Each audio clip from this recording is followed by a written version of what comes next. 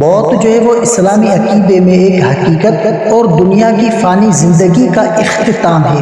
قرآن اور حدیث میں موت کا ذکر جو ہے وہ نہایت تفصیل سے کیا گیا ہے تاکہ انسان کو اس کی یاد دلائی جا سکے۔ یہ دنیا عارضی ہے اور ہر نفس کو ایک نہ ایک دن موت کا ذائقہ چکھنا ہے۔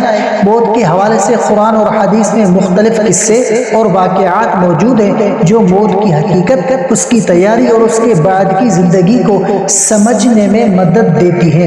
قرآن کا ذکر، قرآن میں اللہ تعالیٰ فرماتے ہیں کہ ہر نفس کو موت کا ذائقہ چکھنا ہے اور قیامت کے دن تمہیں تمہارے اعمال کا پورا بدلہ دیا جائے گا۔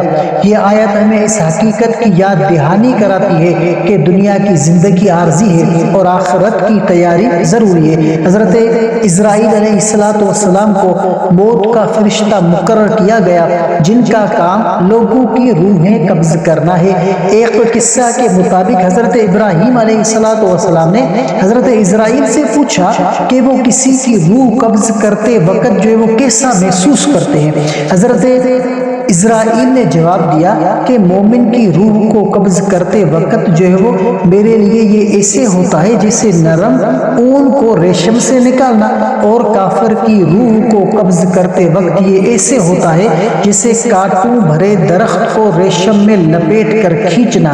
حضرت سلیمان علیہ السلام کی وفات کا واقعہ بھی موت کی حقیقت کو بیان کرتا ہے۔ حضرت سلیمان علیہ السلام ایک دن اپنے تخت پر بیٹھے تھے اور اپنی چھڑی کا سہارا لے کر کھڑے تھے۔ اللہ تعالیٰ کی حکمت سے ان کی وفات ہو گئی، لیکن ان کے جسم نے عصا کو سہارا لیا ہوا تھا اور جنات جو ان کے لیے کام کر رہے تھے یہ سمجھتے رہے کہ وہ زندہ ہے۔ جب اللہ تعالیٰ نے دیمک کو عصا کھانے کا حکم دیا تو عصا ٹوٹ گیا اور حضرت سلیمان علیہ السلام کا جسم گر گیا۔